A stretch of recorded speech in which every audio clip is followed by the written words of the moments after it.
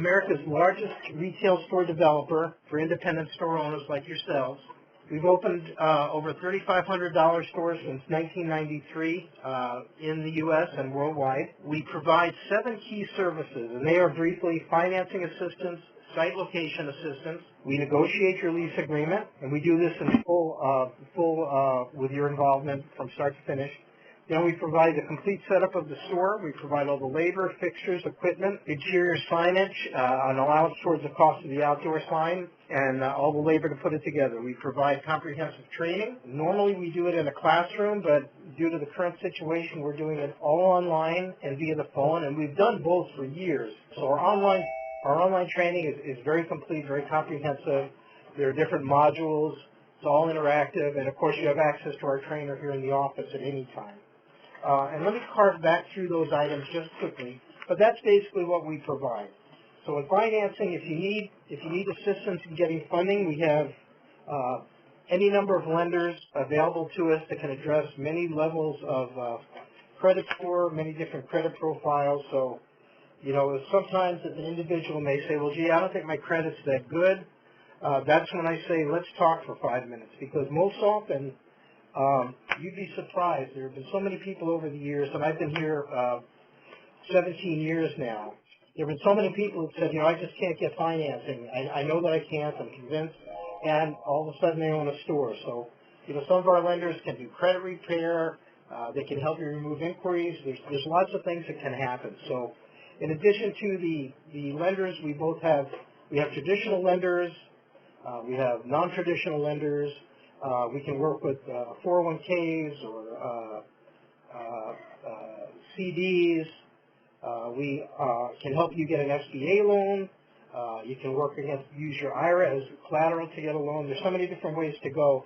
And most often we provide the financing up to 100%, including working capital. So it's a nice feature that we're able to provide. And once you secure your financing, we move you into site location. We've got an in-house real estate department with a staff of site locators and leasing managers. In site location, we identify every location that's available in your area in the size range that you're interested in. We then eliminate the ones that don't meet our criteria for one reason or another. Maybe there's a competitor too close, or the rent is out of line, things of that nature. There's not enough population and so on. But we look at competition, we look at demographics, we look at traffic counts, we look at proximity to companion stores that work well with our type of store and so on. And every location that we believe has merit, we upload to a proprietary system that we have, and you will have full access to all that information 24 hours a day. So if we put up a location at 5 o'clock before we go home, you'll be able to look at that this evening when you get back to your computer. You can see everything there is to know about that, maps of the area, maps of the shopping center, all the competition and so on. And you can put in your input and let us know what you think about that location. We will always ask you to drive by the space, give us your input, and then as we hit upon spaces that both you and we agree have merit, we go ahead and start negotiating on them. And we'll negotiate on any number of locations because we always want to get to the finish line with 2 or 3 spaces. And then you can compare and contrast one against the other, and sometimes we can use one to negotiate against the landlord for another location. So that's how that process works. It's very collaborative. You're with us every step of the way. So once you determine a location that you like, let's say we negotiate the lease, we review it with you from top to bottom. We make sure all the protections are in place for you. We negotiate over 17 key provisions that encompass things like exclusive use. We make sure the space is compliant with the Americans with Disabilities Act, that the landlord does not have the ability to relocate you. We negotiate for the landlord to do all the work on the space. We delivers it to you basically move-in ready. Those are all things that happen. If at the end of the day you're happy with the overall economics of the location, then you sign the lease. At that point, we move you to our operations department where we coordinate with the landlord and with you the delivery of the space, when it's going to be ready, and then we schedule our crew to go out. We send a build-out supervisor and a crew. They arrive on a Sunday evening. They'll review the space with you, double-check all the measurements and so forth. Monday morning, the store fixtures start arriving. Monday afternoon, the merchandise starts arriving. And we're setting up and installing the fixtures, the flat wall, the interior signage, the checkout, and then, of course, stocking all the shelves with merchandise. And most often by that Friday, you're ready to open. So it takes us about 7 days from start to finish once we arrive on site. And, of course, in the period of time between when you signed your lease and when we arrive at your store, we're doing your training with you. We're writing the opening orders for your merchandise.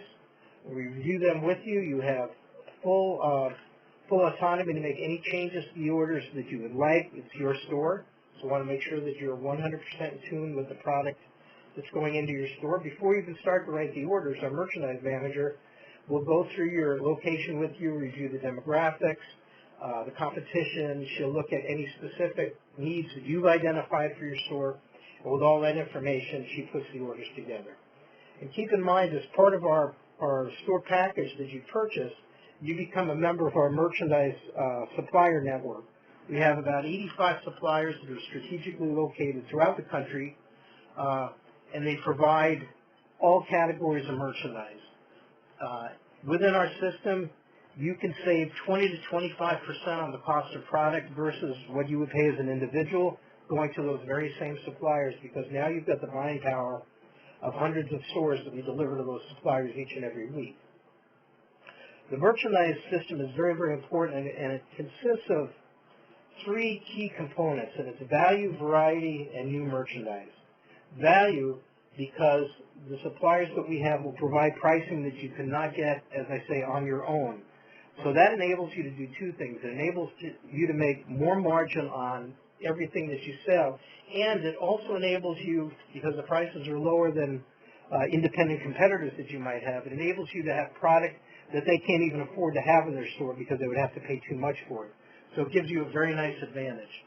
We provide variety by having the network of suppliers that we have, and they're scattered around the country, and they address every category of merchandise.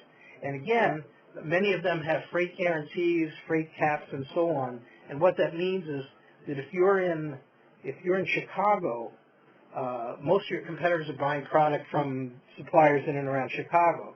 But within our system, because of the freight deals that we've negotiated, you can buy from suppliers in Los Angeles, in New York, in Houston, and you'll have product in your store that nobody in your neighborhood has. So again, it gives you a nice competitive advantage.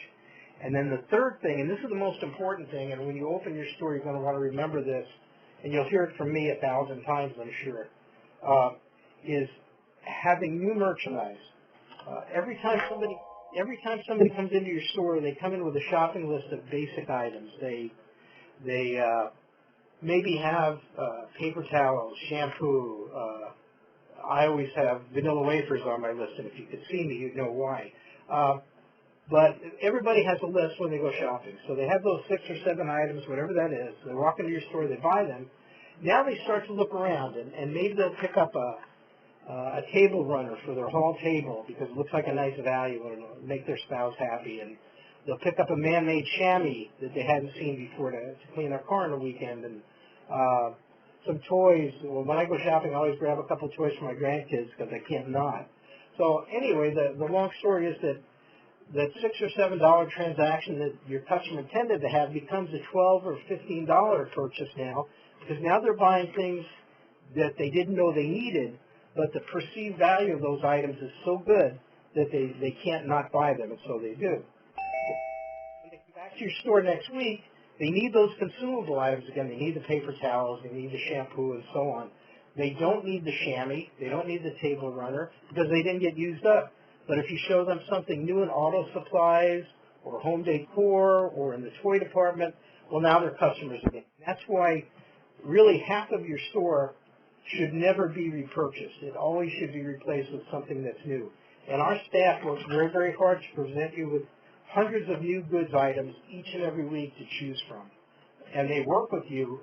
You'll have a person here in our office assigned to work with you for the first 120 days at minimum once you're open. And they'll be on the phone with you virtually every day, reviewing your sales by category, helping you source items that you may be getting calls for, reviewing the new items that are available, getting you ready for every season as it comes up. So that person is very active with you, and they're also looking at your sales by category so they can see where you have opportunities. If your hardware department is doing better than we normally anticipate, that person's going to help you expand what you carry in that category because you've got a good customer for hardware. And same for every other category. And also, if we see that a category is underperforming based on what we like to see, you know, maybe your housewares department is giving you 7% of your total sales, and we look for it to be 10 or 12. They're going to work with you to see why that is. You know, you have all the items you're supposed to have. Is the display set up as it should? We'll have you send us photos. We'll look at your ordering history and so on, all with the goal of maximizing your sales in every category in your store. And then after that first 120 days, if we feel and you feel that you've really got your arms around the store and you have control and you're in a buying schedule that we set up for you and things are going as they should, then we move your project to a long-term coordinator's desk, and that person performs those same support functions for you, just on a less intense basis. They'll check in with you a few times a week, but they're always available to you for the life of your business. We kind of never go away. And keep in mind that because you're in that supplier network and you're able to save that 20 to 25%, if you were to buy $300,000 in inventory next year, you conceivably could save $60,000 to $75,000, which goes right to your bottom line, just because you have access to that supplier network. So it's a huge value that we provide in our store packages. So that is the long and the short of what we do and what we do for you.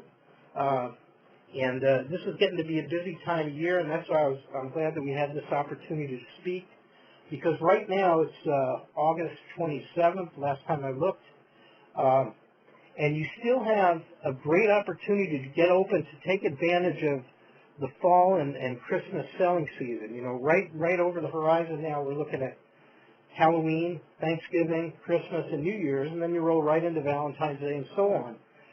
But right now, if you were to start today, there's no reason in the world why we can't get you open in 30 to 45 days, so you'll catch the fringes of Halloween and you'll be well positioned to take advantage of the fall and Christmas, which is a great opportunity. And I say that knowing that there's really never a bad time to open a dollar store, but if you're going to open in the fall, it gives you a little bit of an advantage because, as you know, even with COVID-19 and all this that's going on, people will still be out shopping, and they shop in greater numbers than they do at any other time of the year. And what that means for all of us is that we have the opportunity to introduce our store to many more people than any other time of year. So, as I said, there's never a bad time, but this is a very advantageous time to be open. And we can get you open, as I say, in as little as 30 to 45 days. Some things that you want to remember, because we're all living in the COVID world now. But I hope in most of your areas things are getting better. They are here, and we're in Nevada. But it's a slow process, but it's getting better. What I do know is that our stores in virtually every state were deemed to be essential businesses. So they didn't have to close. There are a few exceptions, but in virtually every case, dollar stores were able to stay open because we provide basic merchandise that people need. And what that did, and will continue to do, is more and more shoppers are finding our stores because if they hadn't shopped us before, they know that we have the product that they need. They know we have paper products, we have cleaning supplies, we have disinfectants and sanitizers and all the PPE equipment, masks and shields, and all the other items that people are now looking for pretty much every day. And we're in stock on them all the time. And this has kind of been proven out. Dollar General, for I don't have the third quarter numbers yet, but for the second quarter, they were up almost 22% in sales over the same period last year. And that is all new business driven to them by the urgency of the coronavirus situation. People needed to shop there. Grocery stores were out of product. The dollar stores were not. So it was critical. So people found, number one, they could get what they needed. Number two, they could save money getting what they needed. And we saw this back in 2008, too, when the economy kind of took a dip.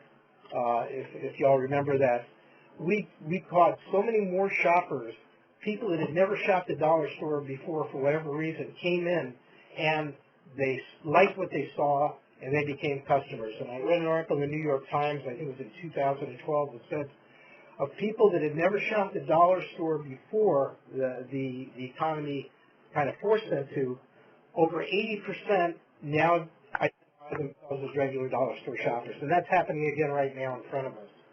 And things are getting better. You know, there are 1.8 million new jobs created in July. We have a long way to go. Unemployment was down. I think it was about 10.2%. The most recent numbers I saw a week or two ago. So things are improving. So all around it's a good time. And landlords are very, very motivated right now to make deals. They're looking for tenants. You know, a lot of businesses that are on the fringes unfortunately didn't survive or will not survive, and that's certainly a sad thing. But the benefit for all of us is that there are great locations available, and the landlords want quality tenants. They want a business they know is going to do well, and we are that business. So that's kind of what I want to say about, I guess, the sign of the times right now. This is a $60 billion industry. And we have been at this for a long time. I've owned stores on my own in an earlier part of my life. I've been in this business, in the discount business, probably without dating, well, I have to date myself to tell you, about 40 years in discount retail, both as a buyer, a retailer. I managed a chain of stores. I did overseas buying. I've been in all aspects of this business, so you'll get the benefit of whatever I can deliver to you. And with that, what I'd like to do is kind of open up to questions. And I'll ask you to just call out your question, and identify yourself and call out your question. And I know there's going to be some overlap, so we'll kind of be polite to each other and get through that as quickly as we can. So the floor is now yours. Hi, I'm Misha. Yes, Misha. And I have a question.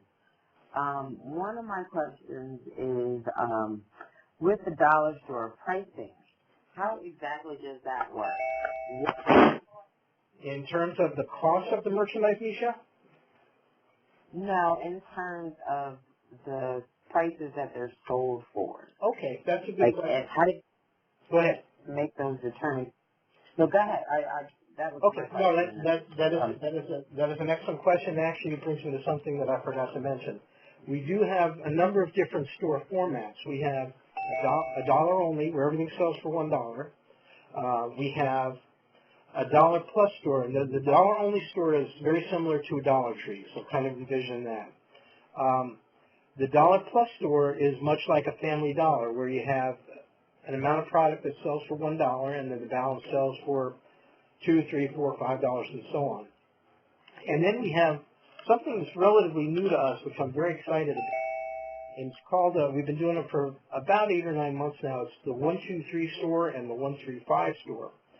And what they deliver to you is they give you a couple of advantages. They give you the ability to sell product for more than $1, which enables you to sell a wider variety of product, because the dollar price point will handcuff you to an extent. There are things that you can't have that you might like to have. And then it also enables you to generate more net profit. It opens up more locations to you where, you know, with a dollar-only store, there's a certain rent level that we don't like to go over. With a dollar plus store or a 123 store, the door is wide open. And then to go back to your question, the way we determine the pricing in a dollar-only store, obviously everything's $1, and we wouldn't want you to have anything in there that doesn't give you an acceptable margin of profit at $1. In the dollar plus and the 123, the items that sell for more than $1, we usually look to get the equivalent of about a 2-time markup. So if you bought an item that cost you 75 cents, you would ideally sell it at $1.50 or 2 for $3, something like that. And we help you set that price, all that pricing initially, so that you know where you need to be. Does that kind of answer your question, Misha? It does, thank you. Oh, I have one other question. Yes. With this kind of store, how do you set up customers that want to purchase like food items? Well, you can sell. Such as, Go ahead. Sorry. Things like that. I didn't hear the last part of that question. I apologize. I'll repeat it. Basically, I'd like to sell food as well, such as like frozen items and canned goods and things of that nature. And some customers will probably want to utilize like their EBT and stuff like that. So is that a part of the setup with you guys as well? Yes, it is. First, we have an incredible assortment of packaged food items. Everything you can imagine. You have canned goods, spices, instant potatoes, coffee, sweeteners, all those basic items that you expect to find. And then in training, we talk about getting into the EBT business if you're interested in that.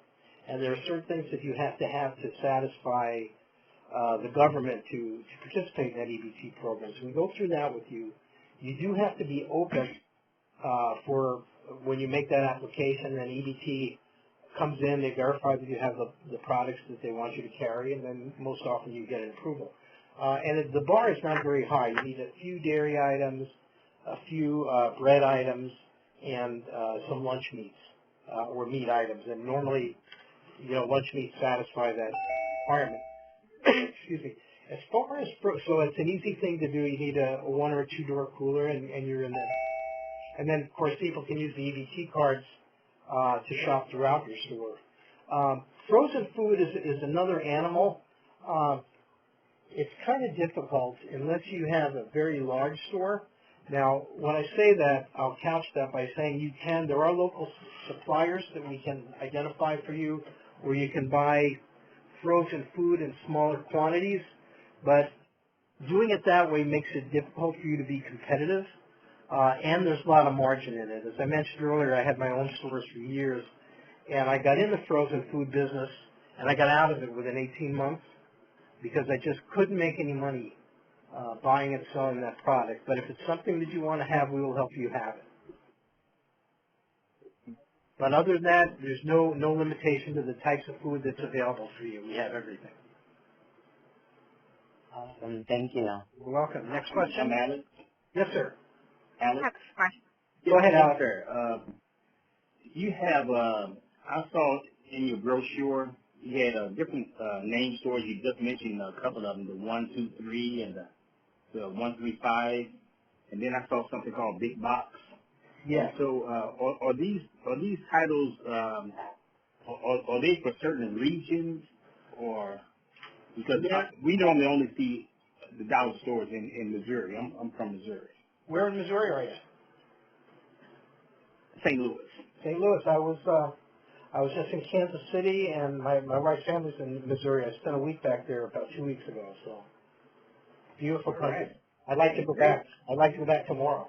But to answer your question, those are different types of stores that we do develop. And no, they're not regional. You can have any one of them anywhere. There are some limitations, but for example, we have a 99-cent neighborhood market, and that works. Mm-hmm. That works best in urban areas where the population is really dense and the housing is very vertical. So it's almost more like a convenience store or a bodega, something like that. And it caters to people who live right by that location. They want to come down, they want to get some cleaning supplies, they want to pick up a cup of coffee in the morning and things like that. So that one is kind of limited because in an area like St. Louis where you are, there's probably a convenience store on every other corner. So you'd be competing with those. So that's one I wouldn't recommend in an environment like you're in because it's not the best format. But we do have... That also brings me to the reason why I asked, because I prefer to do like a standout, and so like even if the same product is being sold, at least the name is different, and so that may attract more people. And that's certainly true. It makes you different, and that's that's the magic of the 1 to 3 store and the 1 to 5 stores. There's nothing like it out there. So, you know, when you open an area, maybe there's a Dollar Tree a mile this way and a Family Dollar 2 miles the other way, you're totally different. People go, wow, what is this? You know, and then they walk into your store and you see that half the items you have you sell for $1, and you have all the best dollar items because we make sure that you do. So you've got everything the Dollar Tree would have that people want, and then you've got products for $1.52, $2.50, and $3 that Dollar Tree can have. And Family Dollar, just as an example, if you've been in a Family Dollar store, they have virtually nothing that sells for $1 anymore. Right. So you're going to be competitive with those folks as well. It's nice to be different, and it's nice to be different in a good way. And so that's what we try to accomplish. The big box store that you asked about, those start at about 10,000 square feet. It's almost like a mini grocery.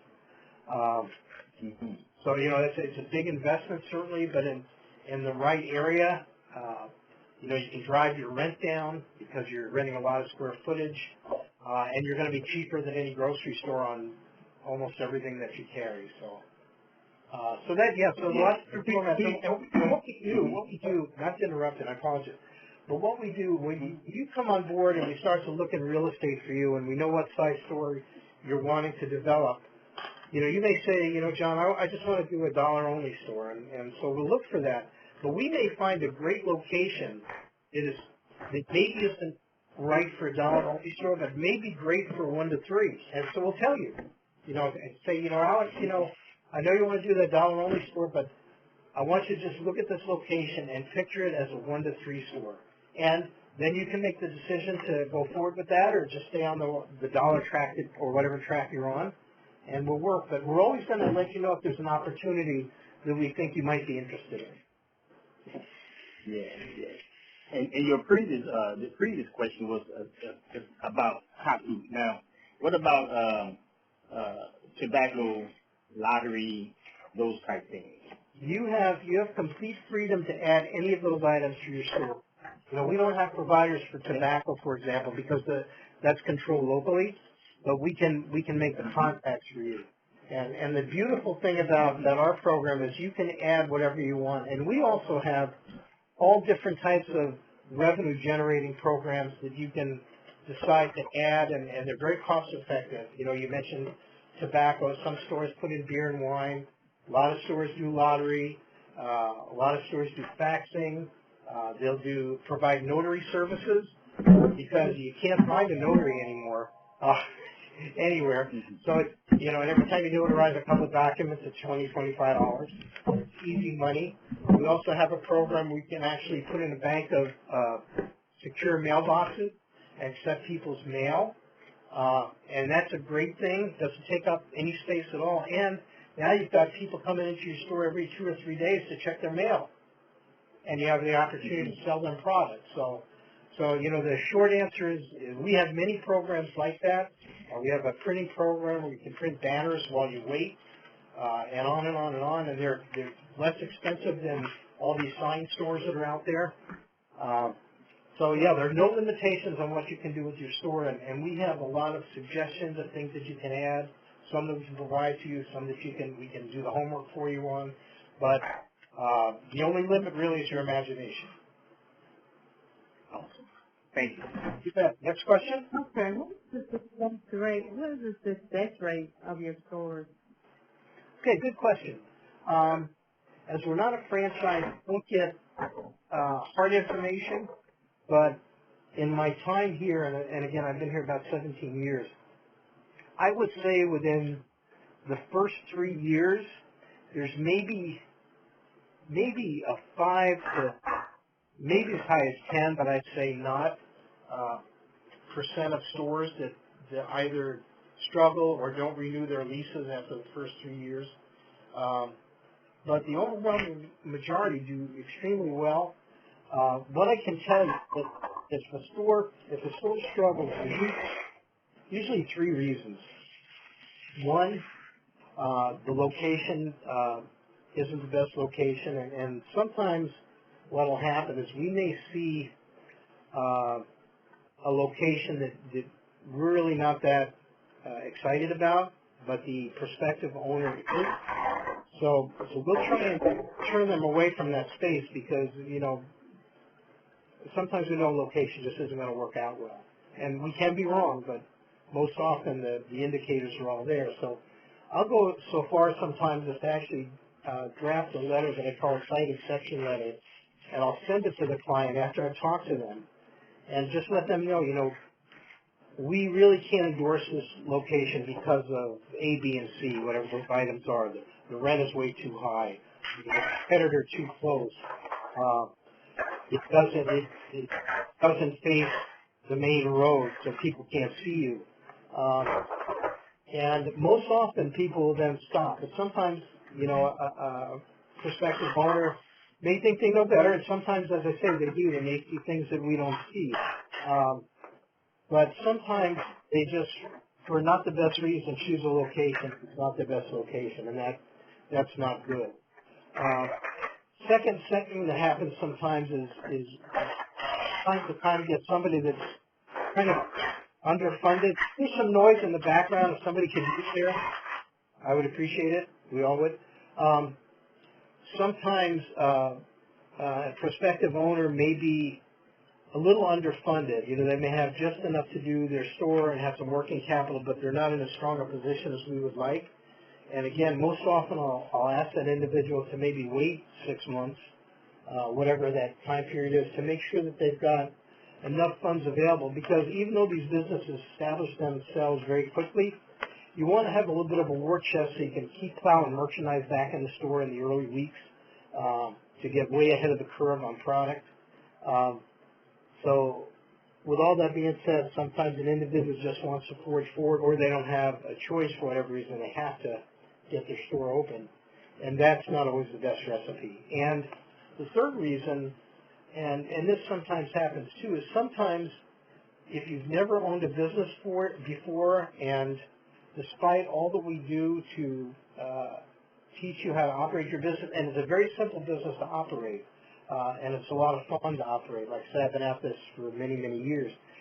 Sometimes owning a business looks easier from the outside than it is on the inside. And again, not that it's hard, but it does require dedication, and you have to work your business.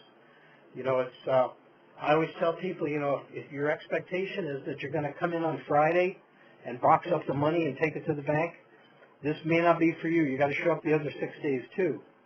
And again, it's not hard, and our system is a very good system, and we give you an incredible amount of support, but you still have to do the work. So I hope that answers your question. Yes, it did. And another question, what is the going rate per square feet, or like 1,000 to 1,000-foot store? It's all over the map based on the area of the country, and then even within the area of the country. Where are you located? Texas. Texas? Where in Texas? Down in the Fort Worth, Dallas area. Okay. Those rents are reasonable. Normally in the range of $15 to $18 a square foot is usually where we end up. And of course, that being said, even within an area like that, there are centers that ask a higher rent. There are centers that ask a lower rent. So we look at a lot of different things. The rent is important, but when we first have you look at a location, we want you to like or dislike the location, forgetting the rent. Can you see yourself in this location? Can you see the business potential, the traffic in this location? And if you say, yes, I like that piece of it, then we negotiate the rent. And if we can get to an acceptable rent that works for that location, and keep in mind, it's not only the rent, it's what the rent buys you in terms of the ability to do business. And I'll give you a quick example. You may have a center that's got an H-E-B anchor in it. I think they're in your area, are they not? H-E-B grocery store? And, or... Okay, any large grocery. Okay, I'm sorry. So you may have a center that's got a strong grocery store, and they may be asking $24 or $25 a square foot annually, which is like $2 a square foot a month. And there might be another center a quarter of a mile away that's a strip center or just has maybe like a Walmart grocery, a smaller grocery store, something like that, and that rent may be $15 a foot or $1.25 a month per foot. And then you look at the two, and this is what we do with you. We look at the two, and do you want to pay? And maybe that center is slightly less busy than the grocery anchored center, but when we run the numbers for you, which is something that we do before you ever sign a lease, we run kind of an estimated profit and loss statement, so you can see the potential revenue.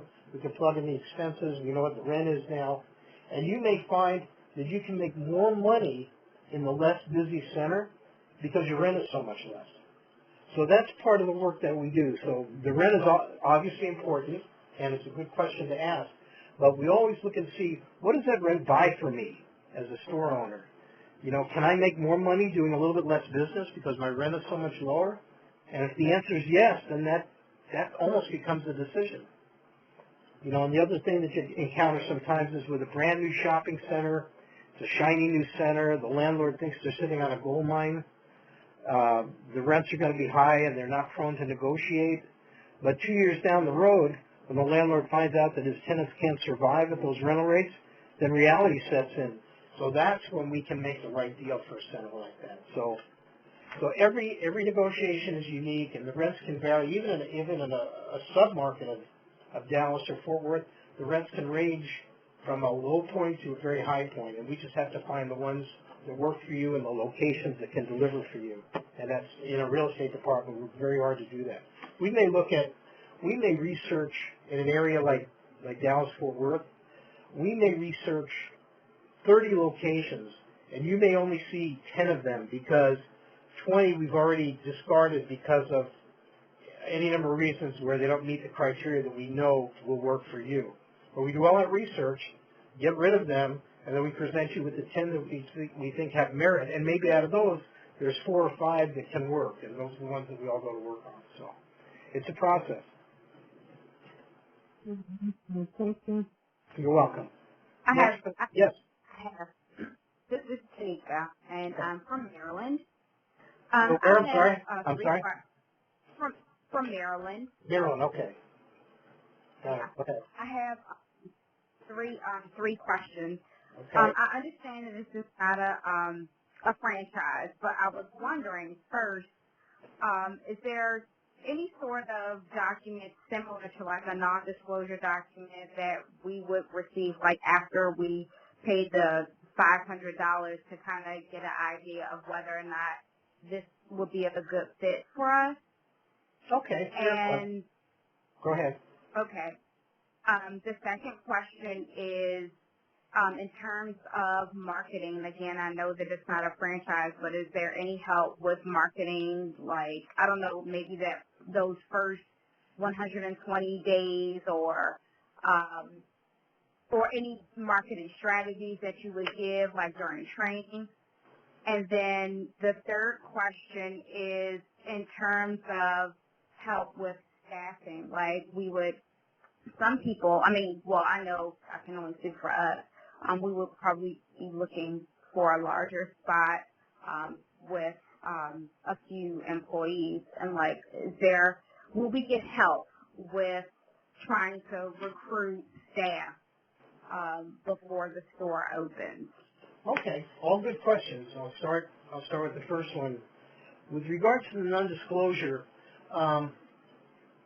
no, that's not something that we do because, as you say, we're not a franchise and we're not required to do that. And in our business, if you take a Subway, for example, all the stores are the same size. Subway dictates pretty specifically the parameters of what that location should look like in terms of population, in terms of distance from competition. In other words, it's almost like a cookie cutter.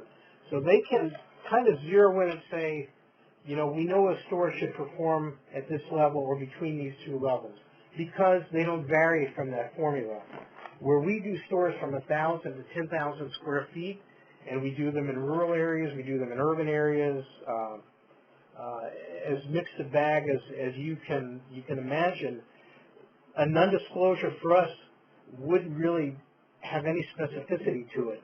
So what we do, and I kind of touched on this earlier, but what we do is once you're in the process, we're doing all that work just on that $500 deposit, which is fully refundable.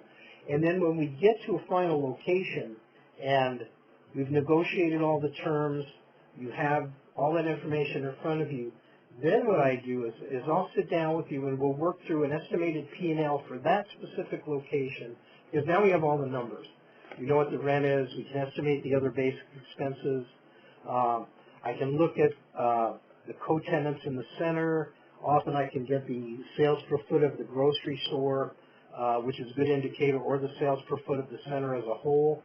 And we can put a pretty fine point on the potential for revenue at that point.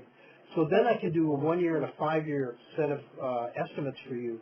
So you can sit down and really evaluate that location. And I actually break it down as far as how much you would need to do business-wise each day and each hour at an average transaction to determine if that store can work for you. You can actually sit in front of the store if you want and count the customers. You know, say, can I get 5 customers an hour? Can I get 7 customers an hour? Whatever that number is. And we do that obviously all before you make any kind of a commitment to a lease. And if everything works and you like what you see, then you would normally decide to go forward. If not, then we just stop. We look at another location, or if at some point you say, you know, I don't think this is the right business for me, or we're not finding a location that I'm excited about, then we just refund your deposit and we part as friends. And we do that every week. You know, sometimes you can't hit a home run at that location. I'm sorry? What is P&L? You said P&L. It's a profit and loss statement. And basically, it's a spreadsheet 9 months for a year that shows all your expenses by the month, your sales, your cost of goods, and then it comes down to the net profit. Yeah. Okay, I thought you said Nancy. I know what a P&L statement is. I'm sorry. Yeah. I'm sorry. It's okay. The next question you had was on marketing, and the answer is yes. We cover that in great detail in training, both social media marketing, more traditional advertising. We help you come up with a grand opening plan to make sure that you introduce your store in the best possible way. So we spend a lot of time, yes, with that in training. And then the last question with regards to staffing, we do train on how to hire and how to screen applicants, where to advertise, you know, depending on where you are, and there's a lot of options for that. We can go as far as put the ads together for you. A lot of our store owners, when they are getting ready to start to line up staff, they'll use something like Craigslist. A lot of people go to civic organizations that they might belong with, or to rather, because they feel comfortable with the people that are like them. You know, maybe your church or something like that. A lot of people do that. But yeah, we can write ads for you.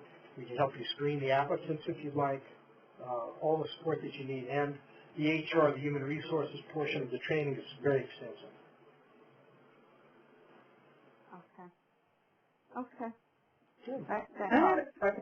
Yes. I had a question to piggyback on staffing. This is Avis Haynes in Phoenix, Arizona. Yes, ma'am. And with everything going on with the COVID and how the economy is going, and I'm not sure if there's been stores open during this time, but has anyone seen any type of changes with the profit and loss, because the hiring process is different now with people wanting more money? Is that going to affect the profit that you would make because you have to pay people a little more than what you would usually have to pay? We haven't really heard much of that. You know, obviously there's an 8 or 12-week period where people, if they were on unemployment, were getting that stipend, which I think I know is done now. And they may go back and extend that, I guess, for people that are on unemployment. But we've had no issue at all hiring people in the stores that we've opened, or the stores that have opened have had any issues. And even within our own system, you know, when we go to set up a store, sometimes we'll hire some local labor. And actually it's been better, and I can't tell you why, but it's been better than it typically is. Sometimes in certain markets it's hard to hire people for temporary work like that. They know they're going to get 6 or 7 days worth of work. They really don't want to do that. We've actually had more success than is typical, and I just learned that the other day for our operations department, because I kind of watch when we do a store setup, do we have enough staffing? And it always seems like we do. So I was talking to our ops manager last week, and I said, are we buying contract labor? He says, no. He said, people, because we advertise first. If we need some local labor, we'll always advertise in the paper on Craigslist, and then if we don't have success and we still need a few extra pairs of hands, we'll actually go to Labor Ready or one of those types of organizations, but we prefer to hire directly for the store setup. And we haven't had to use those other resources at all. So and I can't tell you why. So I guess the answer to your question is no, it hasn't reared its head in terms of being more difficult or having to pay much more. There are actually more people looking for work now because a lot of businesses have staffed down. When you look at the restaurant and the hospitality industry and so many segments of the retail industry, there are less people working because of the distancing requirements, things like that, which really doesn't impact our store at all. And so that's I guess the best answer that I can give you. I just have not seen that as an issue. Okay, thank you. Welcome. Next question. Okay, Leo from Pennsylvania. Leo, good evening. Go ahead. Hi. Do you use a central accounting or central billing setup?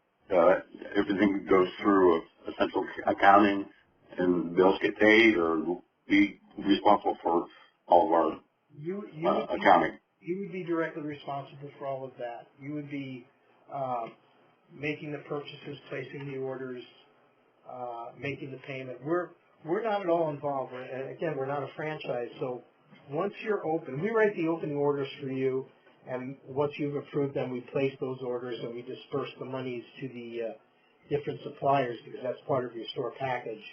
But once you're open, your relationship is directly with the suppliers. We're not a middleman. We don't take a percentage or anything like that. You're getting the lowest possible price, and you're buying directly from the various suppliers. We act as a facilitator for you. If you need help sourcing product, if you have some sort of an issue with a supplier and we need to kind of intervene, we're happy to do that. Our suppliers are extremely reliable. Most of them I've dealt with for 25 or 30 years, a few of them more, and they're the best in the industry. But from time to time there might be a wrinkle that has to be addressed, and we step in and do that with you. Excuse me. Okay, well, it's just good to know. Yeah, no, absolutely. That way. Okay. A lot of our stores, I will tell you, they use QuickBooks to manage both their payroll and their bill pay, and they've got any number of different versions that you can use. Some of our stores use a company called ADP. In fact, we use them here for payroll, and they have all different types of packages. And it's actually sometimes it's not very expensive, and sometimes it's cost effective to do that because they have packages where they'll also do if you're in a state that has sales tax, they'll do your sales tax returns for you. They'll do your annual tax returns, federal and state, whatever. So quarterly, all that stuff. Exactly. So yeah, I tend to, if I'm going to recommend somebody, it's almost always going to be ADP because I know they're good, they're cost effective, and they have a variety of different packages of services depending on what you would need. Yeah, but the reason, he'll be dealing with maybe Coca-Cola or Pepsi-Cola or Frito or something, which, if you guys had a national relationship with them, that might make costs or payments more comfortable. Yeah, unfortunately, we've never been able to establish that, but I've taken a run at it any number of times because most, Coke and Pepsi are good examples. The bottlers are local. They're affiliated with Coke, but they drive their own agreements to the greatest degree possible. Same for a lot of the rack people, like Frito-Lay, like Laura Scudder's, Little Debbie, and all of those. Same thing. They're basically all local, so it's hard to drive a national price. But I keep trying. You'll be the second to know. I'll help you. All right. I'll help you for mine. All right. I'm putting an asterisk right next to your name, Leo. Thank you very much. That's fine. Next question? Hello. Yes, go ahead, young lady. Hi, this is Claudine from Washington, D.C. Good evening. I have a question on your register database. When we enter the merchandise in, I know it goes in as a UPC code. How updated would the registers be? If we take an outside vendor, could we put that UPC code into the register database? That's a twofold answer, and I'll give you the easier part of it first. Right now, Claudine, we don't provide a point of sale system, and there are a couple of reasons for that. We use an electronic cash register which will track your sales by category, not by item. And the reason for that is, I don't know if you were at the beginning of the call, we covered a lot of information, but in our stores, fully 50% of the items that you have in your store at any given time, you will not repurchase ever because you want to have something new. You're going to have somewhere between 30 and 40% of the items that you carry are going to be consumables, and they're going to be the core items that you want to have in your store day in and day out. The balance of the store is always going to be changing, so you have something new whenever your customers come in the store. So what we found, what our owners found, is with a point of sale system, they spent a lot of time doing what you just described, having to create a file for this item, enter the UPC, enter the source, enter the cost, enter the reorder point, enter the retail, and then capture information on an item that they're never going to buy again. So most of our owners that had point of sale systems ended up using them as very elaborate cash registers. So what you really want to know is where are my sales coming from, what categories are really working for me, and then buy accordingly. So to answer your question, we don't provide a point of sale system because we've never seen the value in it. You know, if you're working with if you're a Dollar Tree, you're buying just from a distribution center, the POS has more value because if they don't have this item A, they're going to automatically substitute item B, and you have no control of it. You're just going to get it. But in our stores, the product changes so rapidly that there's no advantage to having it. Now, if you want to have one, you certainly can. We can help you source it, and when we do the opening orders, we can have the suppliers provide you with Excel sheets that have all the UPC and the related information that can be loaded into your point of sale system. But I generally don't recommend them. If you have multiple stores, you know, maybe it becomes a little bit more value because now you have the ability to balance inventory between stores. But as a general rule, I apologize it takes so long to answer that question, but as a general rule, I'm normally going to recommend against them. But if you want one, we'll help you set it up. Okay. In saying that you constantly change items in your store, is that the product itself? So if I'm buying toilet paper by a basic brand, I'm going to constantly get the toilet paper, but not by that particular company. Is that what you're saying? No, I'm saying no. You always want to have. That's a good example. You always want to have toilet paper. That would be one of those core items that you're going to have all the time. What you're not going to have is when we were speaking. I was talking to one of the callers earlier, and I said, you know, when I come into your store, I want to buy your toilet paper. That's what I came for. So I buy that toilet paper. Now I see other items that are interesting to me, like a table runner, like a bunch of artificial flowers, like a little tote to put some hand tools in to keep in the kitchen, whatever those things are. So I bring those into my store, and now I'm a customer, and I buy them. But when I come back in a week or two, I need that toilet paper again, but I don't need the table runner, and I don't need the little toolbox because they didn't get used up. And in a couple of weeks, maybe I brought in 12 dozen pieces of that little toolbox. Now my customers have all seen it pretty much, and the ones that wanted it bought it. So I don't want to buy more of that because I don't think I'm going to sell it again. But let me get something that they won't tote or something like that. Does that make sense? It's answering some, but not much. Okay. Let me give you an example. It's like, go ahead. I'm looking at, a seasonal item. Seasonal items that you would have for Christmas, Thanksgiving, Halloween. Okay, those are seasonal items. Correct. Now you have the basic items where you have your toilet paper, you have your deodorant, you have paper towels. Those are your basic essentials that you would carry all year round. That is correct. What I'm saying is, would you keep that same vendor of the person that with the toilet paper, or would you switch up on the vendor that would carry your basic items? That's what I'm saying. I understand. And yes, often people do that just to give the store a different look. And you can certainly do that. And sometimes you almost have to do that because you may go to order toilet paper from supplier A this week and they may be out. You've got to go to supplier B to get that same item, different package, slightly different name, whatever. Right. To mix them up. In fact, I was listening to my merchandise manager today, and she was talking to a store owner about gift bags. And we have probably a half a dozen suppliers that provide gift bags to our stores. And they're all a little bit different, different quality, different images, different finishes, all of that. And she was saying exactly that. She said, I know you want to order gift bags again. Let's use this supplier because they have a matte finish. They've got a new assortment of children's images and so on. And it's good to switch it up.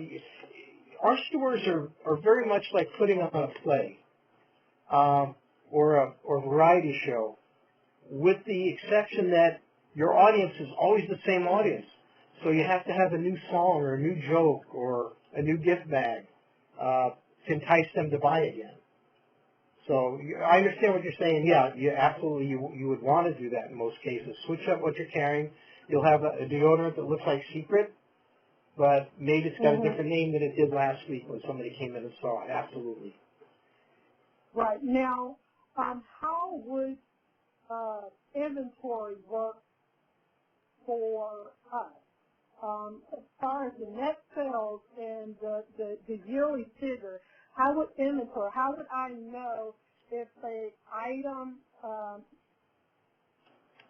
is a bestseller in my store?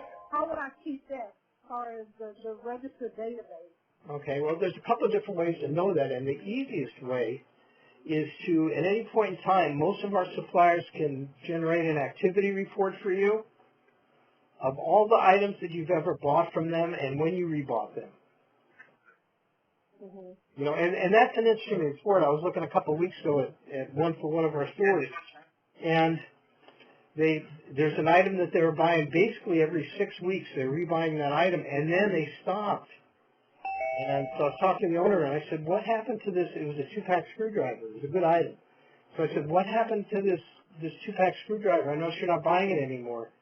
And I checked with the supplier. It wasn't out of stock. They said, I missed it. They lost the location for the item. They replaced it with something else, and they just lost track of it. I said, if you use this report, that can never happen. Because you go back, you may lose it for a couple of weeks, but you'll go back and find that you didn't buy it. So that's the easiest way to go about that, and all the major suppliers have that ability for you. Okay, and we will be in contact, like I can pick up the phone and call my buyers for a purchase order? Absolutely. Okay. Yeah, no, absolutely. You're working directly with them. Okay. Another question. How much of the $79.5 is inventory and a percentage of payroll? Okay. Well, there's no payroll in the package. Okay. Merchandise in the 76.9 It's $16,000 at cost at an average cost of about 52 cents. So it's about 55,000 pieces of merchandise. Okay. That comes with the package. That's correct. Oh, okay. I'm sorry, 32,000. I'm sorry, I was looking at something else. I apologize. 32,000 pieces of merchandise. Okay.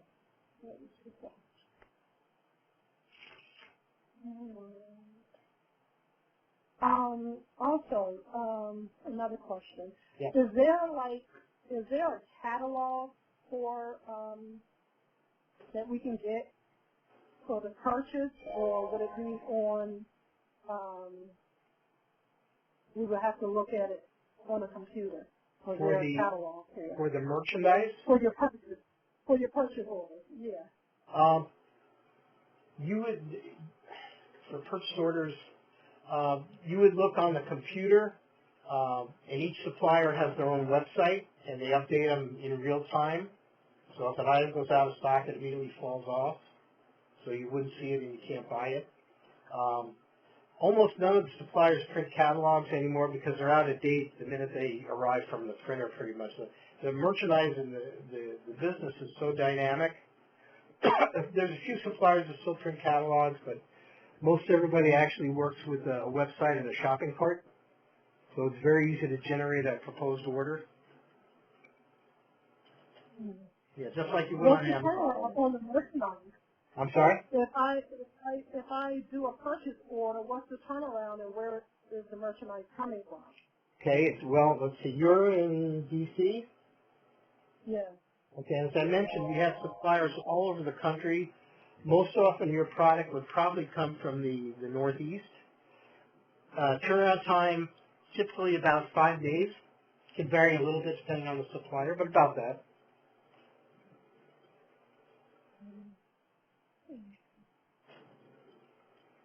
Okay. Yeah, very good. And you Hi. don't have... Go ahead. I'm sorry, I had a question. Yes, go ahead. Okay, hi, this is Nisha again. Yes, my next question is, it's a question with the lease.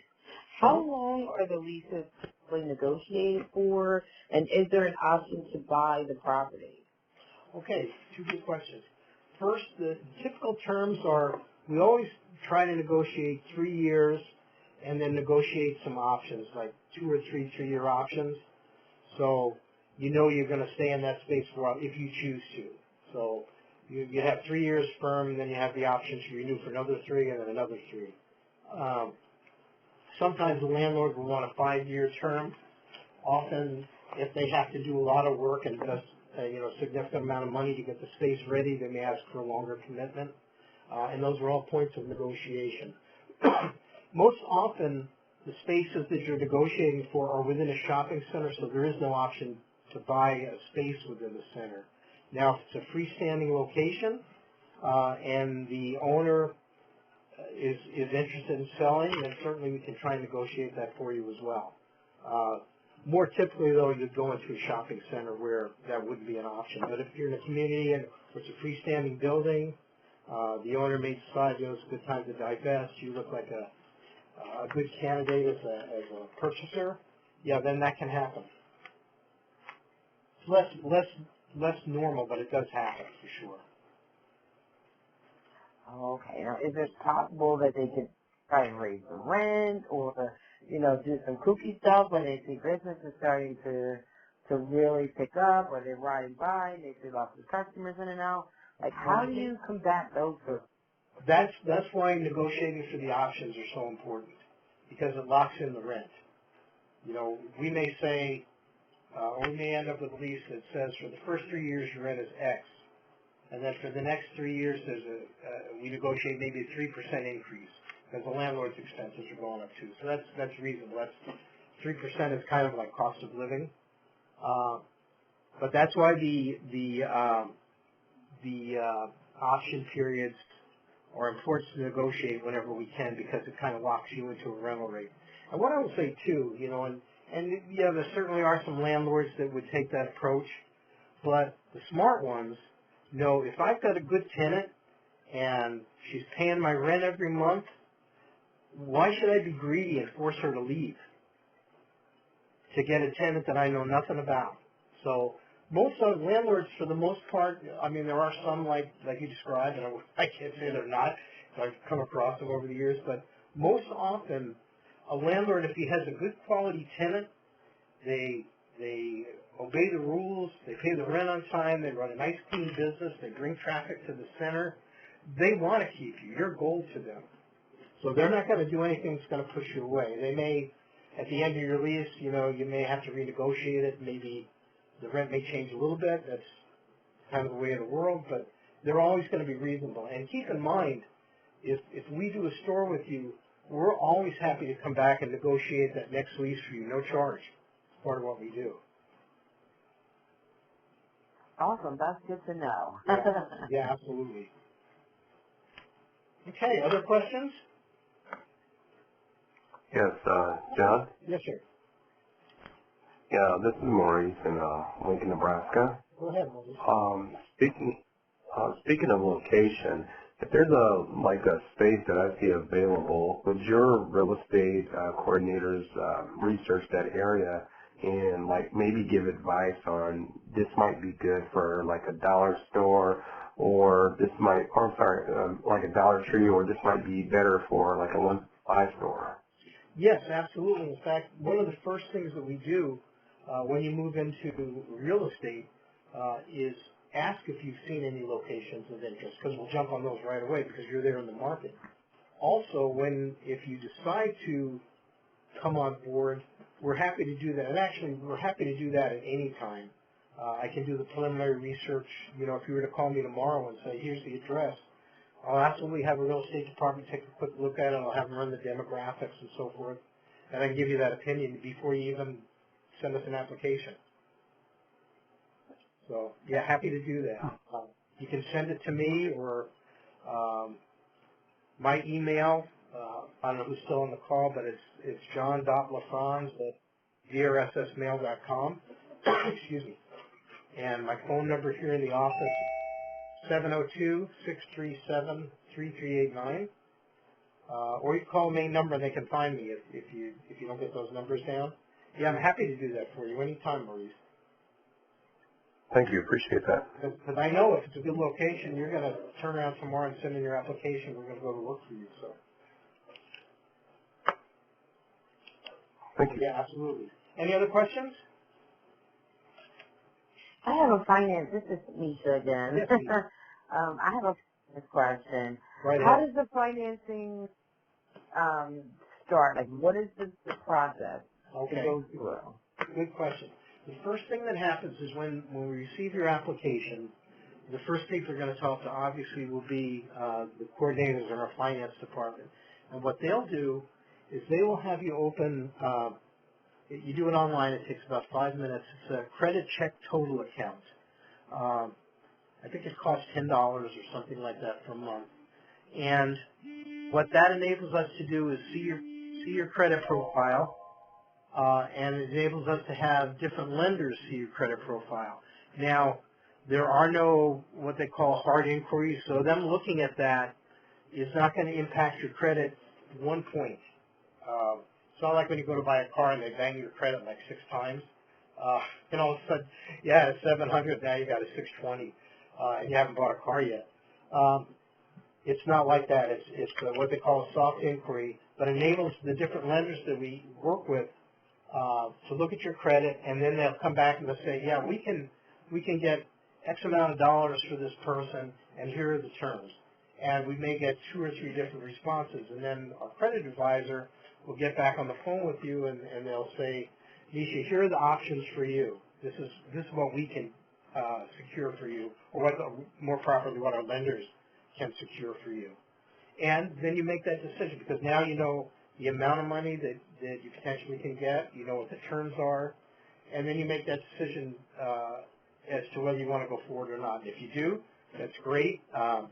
We put you into real estate and start looking at locations. If you don't like the options that are presented to you, we just stop at that point, refund your deposit, and go our separate ways. But most often our lenders can secure funding for, as I mentioned earlier, sometimes up to 100%, including working capital.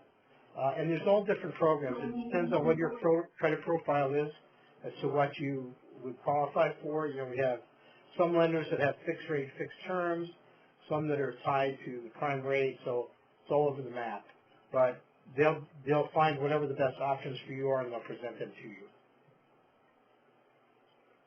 That usually takes 48 to 72 hours to get those responses back, so you'll know very quickly, you know, what you can qualify for and the terms and so forth.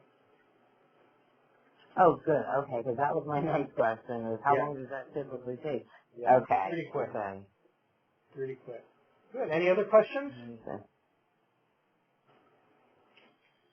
That was my question as well, with Cynthia Strozier, about the financing. Yeah, that's absolutely the first thing we do, Cynthia, because we want to know. Well, you want to know certainly. You know, can I do this, and B, what size can I potentially do? So, yeah, we work very quickly with the lenders, and they're very responsive. As I say, it's unusual. It's more than 48 hours, but it can take up to 72. And then you'll have those answers, and you can decide, you know, if this is something that you want to pursue. So, very easy. Okay. Thank you. And again, my number, and I don't think we have any other questions. My number here in the office is 7. Actually, I have one question, if I could. Oh, no, too late. No, I'm kidding. Go ahead. Go ahead. Okay. All right, drop it down. My question is, Go ahead.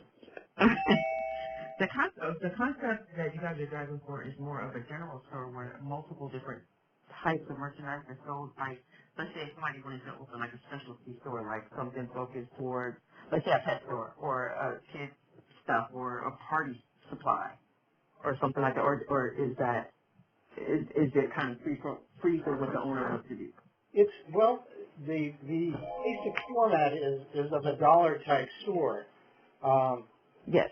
But that being said, you know, as we always say, it's your store, and you can take whatever direction you choose. And even after you're open, you know, you may find your customers tell you what you want to be. We did a store in Georgia a few years ago. Very nice woman, her and her husband, and they're really good operators. And they opened a dollar store, and it did well. But she said, you know, I'm selling a lot of party goods, which happens very often. Party is a great category in our stores. She said, you know, John, I'm doing more and more party. And I said, well, you should kind of move in that direction. So over the next 3 or 4 years, that's what she did. And her store became probably 60% party supplies. And she called me one day. She said, I found a new location. She had like a 3,000 or a 3,500 square foot store. She said, I found an 8,000 square foot store. I want to set this up. I said, as a dollar store? She said, oh, no, party store. So that's what she ended up doing. She sold her other store and opened this new party store. So, yeah, I mean, often what's going to happen is once you're open, the customers will tell you what you need to be. It's very interesting. And every store blossoms in terms of categories in a slightly different way. You know, you may do great with party supplies, and we have the suppliers and the support that you'll need to develop as much of that business as you want. You may find that your driver is grocery. So we have, again, no shortage of product in that category. Interestingly enough, one of the best categories we have in almost all of our stores is costume jewelry. Because it's what you might call a blind item. Nobody knows what it should cost, but if they like it, the price is right. And we get a lot of closeouts from companies like Kohl and Macy's, suppliers, companies like that. So we'll get those take-backs, and we have a supplier that's very active in buying that product. So you may have an item from Kohl's that's sold for $40 that you're buying for 60 cents. And it's got Kohl's tag on it for $40. I was in a store last Christmas. It was actually kind of funny. I was in a store last Christmas. We just set it up, and the owner had just opened like a day or two before, and they had some of that jewelry on the rack. In fact, it was Jennifer Lopez branded jewelry, and most of it sold for like $20 to $40. And I was up by the checkout, and this woman came up, and she had 3 necklaces, and she put a $100 bill on the checkout counter. And the cashier says, I don't know if I can break that. And she said, well, you're not going to need to, because these are like $30 a piece. And she says, oh no, they're $1 or $2.50 or whatever they were. And the woman about fell over. So the value is that good. So, but to answer your question, yeah, a lot of stores will move in different directions. Some may even become more service-oriented and do the mailboxes and the notary, because it's an easy thing to do. It costs very little money to set up, and it creates revenue and creates customer traffic. So, and we can help you whatever direction your store ultimately wants to go. We can help you get there. I appreciate it. Thank you. Very good. Any other questions? Question. Yes. Yes. This is Dorothy. Yes, Dorothy, go ahead. Okay. My question is, for the startup, y'all know we do the application. Do we do the application and turn the $500 in before you do the search for the $10, or do we turn the application in, do the $10, and then do the pay? How do we do that? Normally, you do the application and the deposit, and then we go ahead and get some finance for you.